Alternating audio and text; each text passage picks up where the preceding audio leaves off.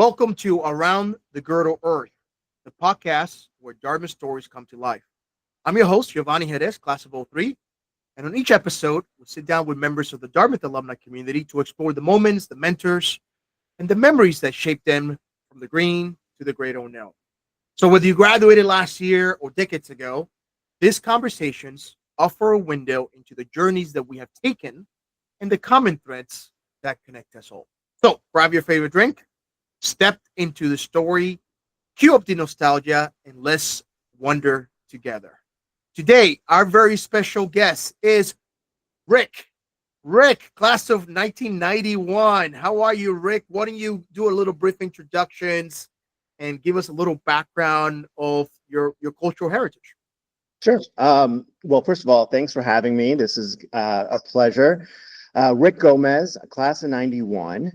And a little bit about my background. I come from a Mexican-American family. I was born in Texas. My family is really from the very southern tip of Texas, down in the Rio Grande Valley. My parents met in high school there, and growing up was mostly in Texas, but my dad was transferred a few times between Texas and New Jersey. So we went Texas, New Jersey, back to Texas, and then back to New Jersey. So I don't really have a Texas accent. I don't really have a New Jersey accent. It's just sort of a wash. And went to high school in New Jersey.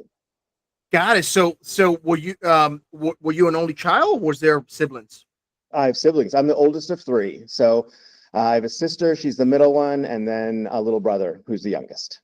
Gotcha. And in high school, did you play any sports? Did you have any specific affinities? Yeah, I went to a public school in Madison, New Jersey, Madison High School, and I swam on the swim team for 4 years, and I played on the tennis team for 4 years. Was pretty involved in student government and things like that. So I had several different hobbies. You know, my summers were spent as a lifeguard at the community pool, and I was a coach for the local swim team, the kids swim team, which was a lot of fun. That's awesome. I was a swimmer in high school as well. In fact, I attempted to do swimming my freshman year at Dartmouth, and then the 5 a.m. practices, I was like, nope, I'm done. I'm gonna spend my time doing other things. Yeah, How did you learn about Dartmouth? yeah. First of all, I did swim at Dartmouth for 1 year. I made it through the first year, and then by sophomore year, it was too much for me, and wanted to do some other things. So I can totally relate to that. I How did I learn about Dartmouth? The true story is my dad's dream was that I was going to go to his alma mater, and he wanted me to go to Rice University in Texas. And, when we were in Texas, we had season tickets. We would go watch the football team lose every weekend. And my dad's dream was I would go and I would become an engineer. And I just really didn't want to go to Rice. No, it's a wonderful school. I didn't want to go there. And so the deal I made with my dad is if I could get into a better school, he would let me go. And so I was like, well, I think I want to go to an Ivy League. And my dad was like, well, what's an Ivy League school? We didn't really know. And I said, I don't know. I think they're hard to get into, and they're really good education. And so to my dad's credit, he took me, we were living in New Jersey at the time, up and down the East Coast to visit all the Ivy League schools. And I remember the last school that I went to was Dartmouth. And we drove up to Hanover. It was about a 6-7 hour drive. I got out, I interviewed, I think it's McNutt Hall where I interviewed, and had a 45-minute interview, got back in the car, and we drove back home 6 hours. And my dad said, how did it go? And I had no idea. But what I did know is I fell in love with the campus. We drove up that day, and I remember so clearly being in the car, driving around the green, and it was a beautiful day in Hanover, and everybody was out on the green playing frisbee, and the campus just looked so beautiful. And that's where I wanted to go to school. So I applied early decision, and I got in, and it all worked out. Well, you obviously visited during the spring. Yeah. You think if you would have visited during the winter, you would have changed your mind?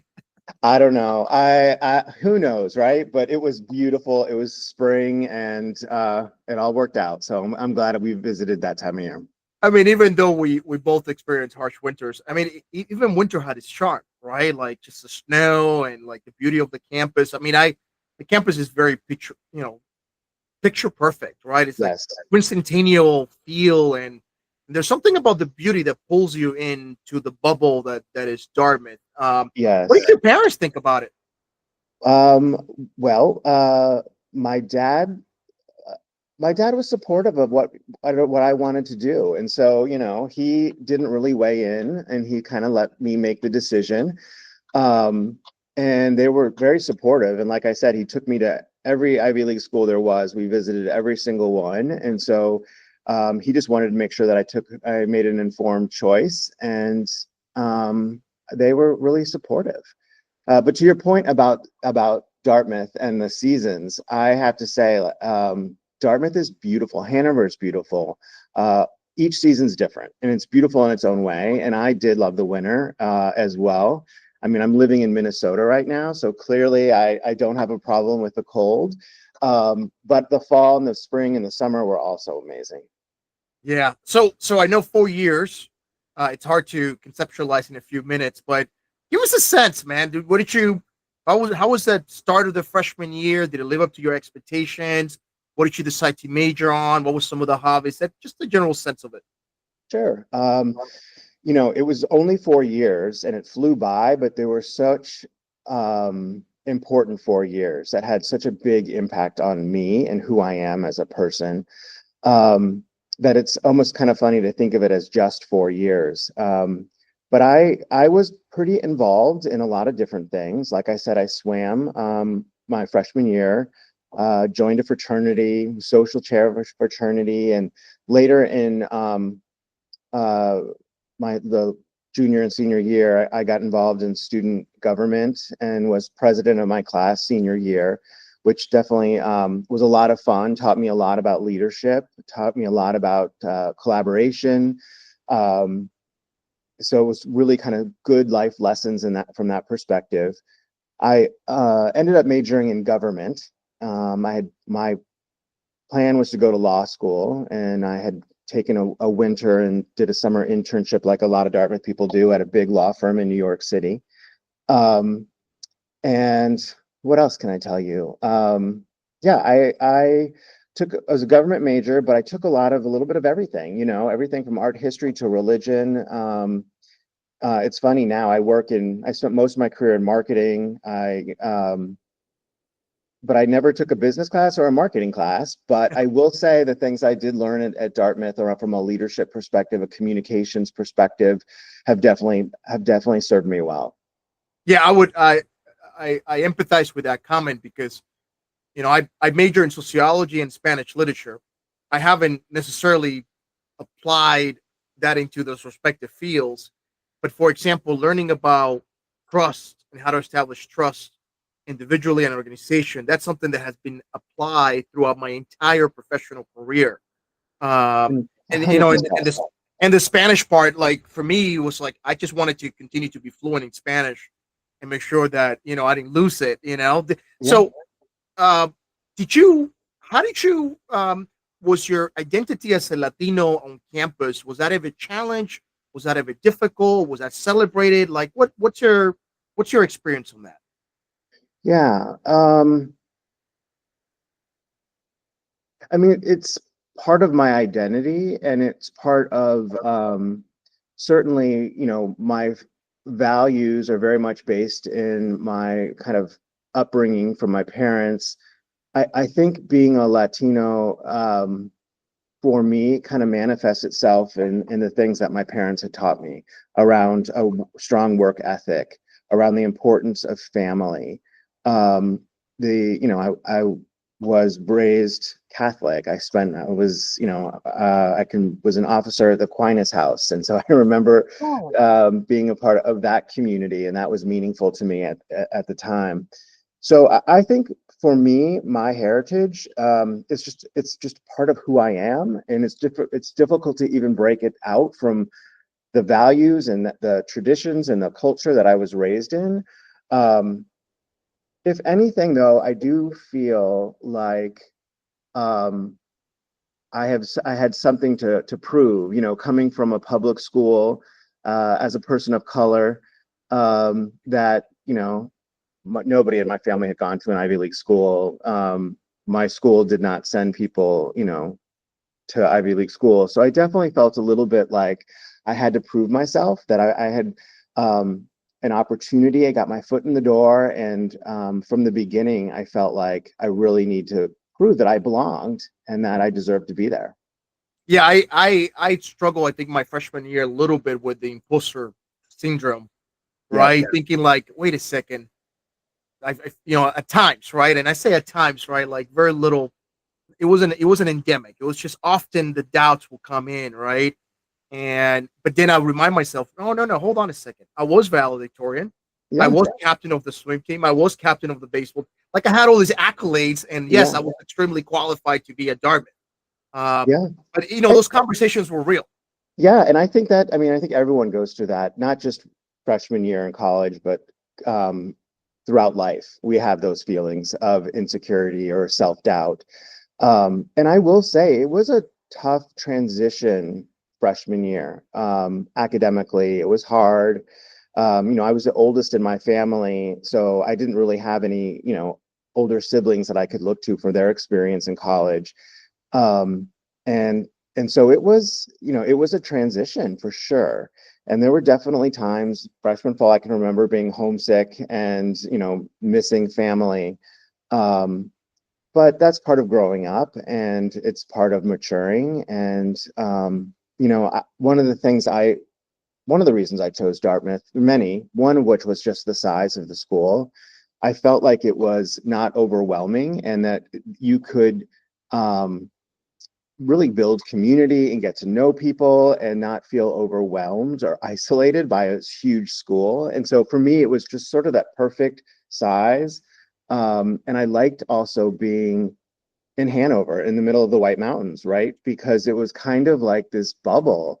And you're forced to stay on campus pretty much, and you're forced to meet people and build friendships. And I liked that about the school. I liked that it felt close knit and felt like a community. I always bragged about the fact that you're right. Dartmouth's in the middle of the woods between the Green Mountains and the White Mountains, but the entire world came to visit Dartmouth. I mean, Mhm. like, as a Cuban American, I had uh, bands visit the Hop Center directly from Cuba, Yep. right? And I became the de facto ambassador, right? You're right. It felt small. It felt like a bubble, but yet like the tentacles were worldwide.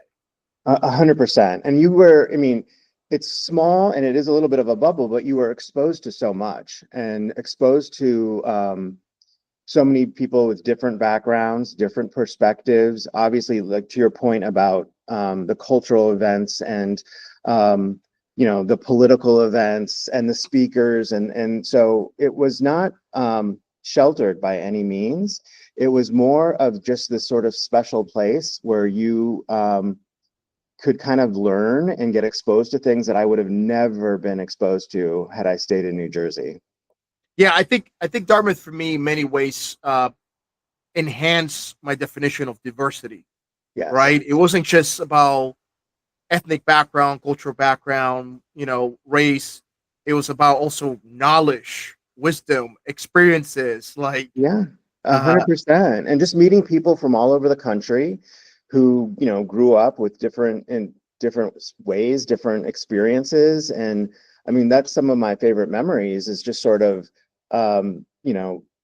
being with my UGA group, my dorm, and just sharing stories about our high school experiences, and just seeing the range of different things that somebody who had gone to a boarding school had experienced versus something that I had experienced at a public school in Jersey. I loved that, getting exposed to so many different backgrounds. did you have any favorite studies places or a favorite class or favorite memory that comes to mind? Oh gosh. Well, I studied all over the place because I couldn't stay in one place for more than 2 hours. So I would bounce around all over campus. I think one of my favorite places to study would have been it would have been in the basement of Baker by the Orozco murals. And I liked it because it was social. And so you could see people walking through. And so you could take breaks. And then if I was serious and I was kind of like down to the wire, I would be up in the tower room where it was quiet. But I bounced around all over the place. That's very cool. How about any other Dartmouth experience that comes to mind? I don't know if you study abroad or. I did. I was fortunate to study in Granada in Spain. Beautiful. It was beautiful. It was a great experience for me for many reasons, but going with a group of 20 Dartmouth, you know, peers, we bonded and we got to know each other really well. We had really fun experiences and traveled together and really soaked up the culture and the language. That was a really really important in my kind of growth and development for sure. And then I gotta say, like, at first I was a little skeptical about sophomore summer and having to spend a summer in school, but that was definitely one of my favorite semesters, spending the summer there. It was just so beautiful, and I can remember being on the river and inner tubes, and it was camp. It was like literally being at camp. And so I have fond memories of sophomore summer as well. Okay, how many old nighters did you put? I'm sorry? How many old nighters did you pull? Oh, gosh, I didn't do a lot of all-nighters. Now I had many where I only had 2 or 3 hours of sleep for Okay. sure. Okay. But I tried to get those 2 or 3 hours of sleep. So I don't think maybe one or two that was like literally all the way through the night and into the day, but usually I would take 2 or 3 hours. But I definitely, I procrastinated. I was deadline driven for sure. And, I wasn't one of those people that had my papers done early and that kind of thing. And I would study until the very last minute just to cram as much as I could in. My time management skills weren't the greatest back then. They've come a long way since then. But I seem to always get it done. So in the last minute, but usually I needed 2 or 3 hours back then. Now I need a full 8 hours, but back then it was 2 or 3. Yeah, that's good. If there was a high school student or even a freshman or sophomore looking at this video, and obviously hindsight is 2020. Is there anything else that you would do differently to help you optimize your 4 years of Dartmouth? I was involved in a lot of stuff. I did a lot of extracurriculars. I think what I would have done is, and this is embarrassing to say, but I would have paid more attention in class. I I think I was so involved outside of the classroom. I don't think I fully appreciated the learning opportunities that I had. And so if I were to go back, I would spend a lot more time focused on the classroom. Well, you strike me as an individual very much like me. I never allow my academics to interfere with my education. Yes, So, exactly. Exactly. Extracurriculars were my thing for sure. so you graduated, and then what? I mean, you obviously, you worked at PepsiCo, you worked at Miller, you're now the CMO of Target. Help us understand a little bit of that professional transition. Sure. I was a government major. I was planning to go to law school, and I had applied to law school and got accepted to Columbia Law, and thought that would be amazing to go from Hanover, New Hampshire, 4 amazing years, and then go to law school in New York City. And I went to my parents and I said, I got accepted. They were, congratulations. How are you going to pay for this? And how are you going to afford to be a student in Manhattan? And so kind of the light bulb went off. I'm like, oh my gosh, I've got to get a job. So I deferred my acceptance for 2 years and I went through corporate recruiting.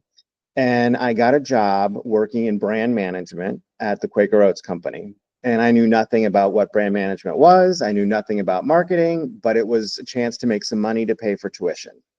So I did that for 2 years. And at the end of the second year, I kind of liked business. And so I wrote to Columbia and I said, I think I want to do a JD MBA. And Columbia said, great, that sounds terrific. One more year. I'll take a deferral for one more year. At the end of my third year, I was the assistant brand manager on Captain Crunch cereal. And my job was to come up with toys in the box, games on the back panel, what's going to be the new color of Crunch Berries, TV campaigns about peanut butter crunch, the adventures of the captain. I spent a lot of time in focus groups with 8-year-olds, 9-year-olds, listening to them and talk about cereal. And at that point, at the end of the third year, I realized there's just, no offense to the lawyers out there, but there's just no way being a lawyer could ever be as fun as marketing Captain Crunch cereal. So I made the decision to stay in marketing and never look back and just continue down that path.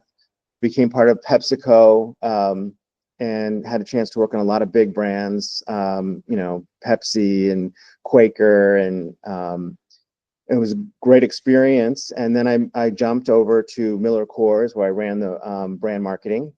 And then I decided to make a change and move into retail, and took a job with Target, and eventually was the chief marketing officer for Target. And since then, I've moved over. I now am the chief commercial officer. So the way I describe what I do is I oversee a team that kind of decides what we want to sell at Target, what's going to be the merchandise, how are we going to design it? There's a group of designers, and then where are we going to source it from around the world? And that's our global sourcing team.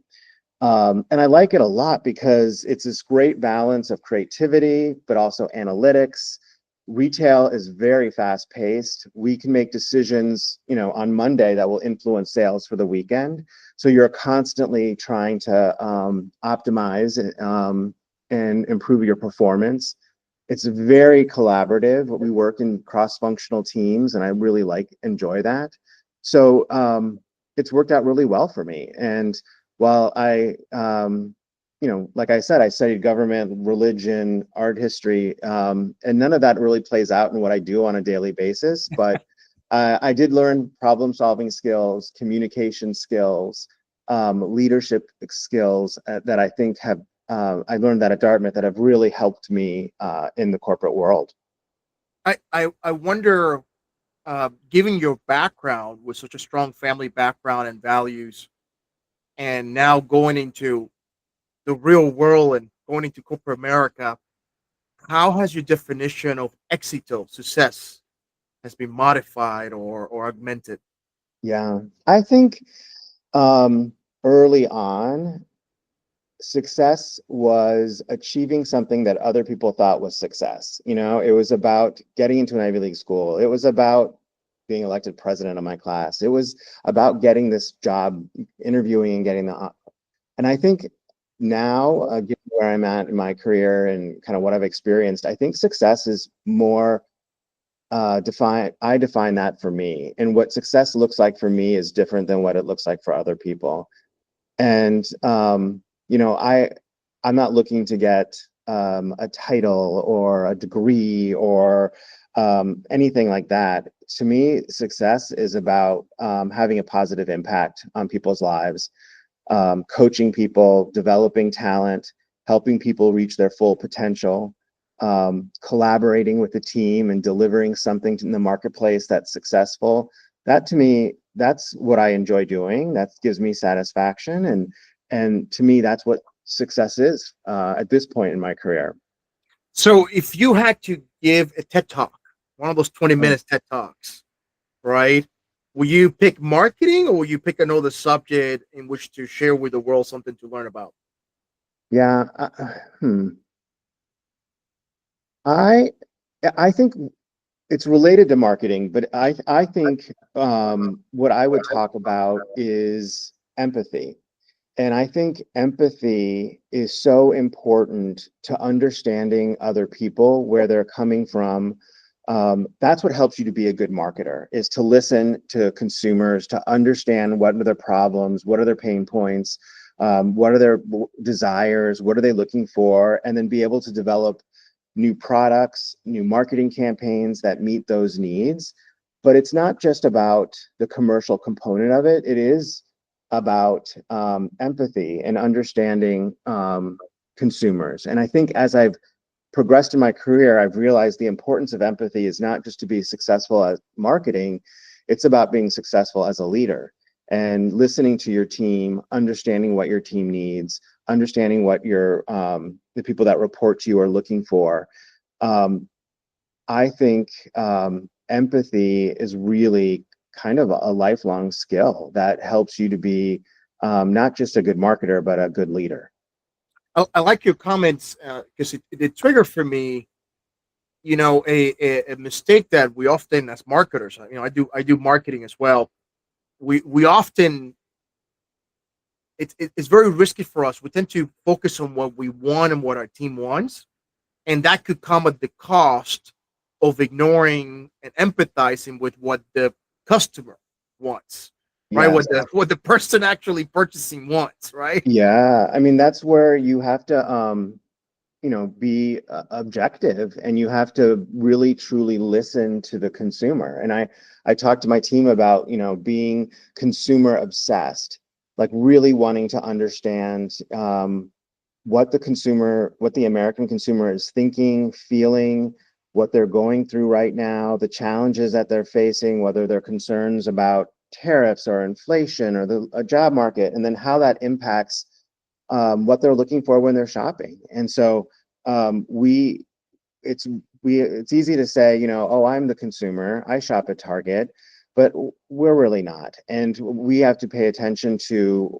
how the average American family is feeling right now, and make sure that we as Target are showing up in a way that can help them stretch their budget, meet their needs, and also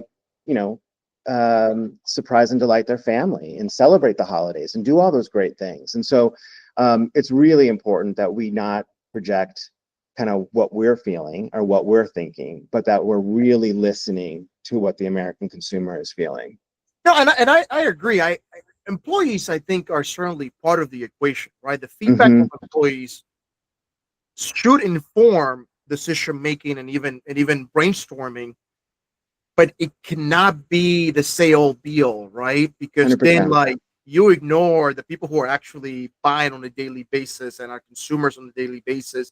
Because we have corporate jargon, all right? We have Yeah. our own corporate culture, and it's so easy to slide into our comfort zone. And it's like, oh, actually, no, our customers don't think in terms of quarters. They think in Yes. terms of weekly paychecks, right? Like, Yes. let's help with Totally. that. So Yeah, no, I think it's important to get out of the ivory tower and get out of that corporate bubble. I spend a lot of time in the field. I spend a lot of time in our stores, traveling around the country, and listening to what our team members are saying or feeling and what they're hearing from consumers. They're the front line. And so to me, it's really important that I spend a lot of time out in the field, in the real world. So does Target have a lot of Dartmouth alumni now that they got their CMO there? Well, there's what I've learned is that there are Dartmouth people everywhere. And so I actually have a lot of friends. I have classmates that live here in the Twin Cities. And so I've been able to stay in touch. And certainly there are people that I work with from Dartmouth. We're everywhere. Yeah, no, for sure. What would you say, or more yet, how have you used the Dartmouth network after graduating? Hmm. You know, I have no doubts that going to Dartmouth helped me get the job that I'm in now, in the sense that I interviewed on campus, and I wouldn't have had the opportunity to get into brand management out of undergrad had I not gone to Dartmouth, I don't think. So I'm very grateful for that. And I think what I've been able to do, I've been fortunate, is to be able to stay in touch with friends from Dartmouth. And I think the way that they have helped me is they know who I really am, and they know what I'm about. And having that foundation has been really important. So it's less for me around a networking thing as it is uh, a support network. Well, you strike me as a tenacious individual. So no matter who you would have graduated from, even if it would have been Rice, I think you would have continued to strive for your goal. And that's something that I always remind people. It's like, no matter where you graduated from, you know, but the benefit of the pedigree of Dartmouth and all the Ivy League schools is that it does open the door a lot quicker, right? And it certainly seems to be like a popular point of entry in a lot of conversations. Hey, where did you go to school? And then Sure. that gives you automatic legitimacy, right? And augments your brand at that moment. But you still need to earn it, right? You still need to go in there and earn it. 100%. I mean, um, there are a lot of smart people that went to a lot of good schools. And so the key is you have to figure out how to differentiate yourself and how to deliver the results. And, that's what I always say to people that I'm coaching is like, at the end of the day, that's really what matters is your track record. Your ability to put points on the board, your ability to deliver in-market results. At the end of the day, that's what really matters more than where you went to school or what you majored in or how good your grades were. It's about your ability to deliver. So as we wrap up our conversation here, Rick, you have any thoughts about how to describe the Dartmouth spirit to someone who's maybe considering Dartmouth as the next 4 years, or even as the next 2 years at Talk or at Thayer School? Yeah, I mean, well, I just can't say enough positive things about my experience. Not that it was easy, and there certainly were tough times, but I learned so much. And there is this camaraderie, there is this spirit of at Dartmouth, and I think it's that people from all different backgrounds, all different experiences come together, and they have this experience together. And there's something really magical about that. The setting is magical. The people were incredible. And those 4 years, it was only 4 years, but had a huge impact on who I am as a person. And so I wouldn't trade that for anything. And if you're considering it, I would say wholeheartedly do it, because the Dartmouth experience is really unique and it's really special. Well, I think the way we came together is actually a great example. We met. You were at a panel at the Alumni Society. I think it was in Chicago, right? Yes. And it was a crowd of 250 other highly educated folks, and I saw you there. I was like, oh, wait a second, that guy went to Dartmouth. Yeah. And we didn't get an opportunity to actually, shake hands and catch up. But then I sent you an email, and boom, you responded, and you're like, yes, I'd be happy to be part of your podcast. I think that's a perfect example of the Dartmouth spirit, right? Like, I've never had, my experience has always been that any Dartmouth alumni that I've always reached out, they respond no matter what part of the corporate Fortune 500 company they're part of, Yeah, I mean, I got so much from my Dartmouth experience. If I can do anything to help out, I'd be more than happy to do it. So, any final golden nuggets of wisdom you want to share with our audience? Oh gosh, golden nuggets. I don't know about that.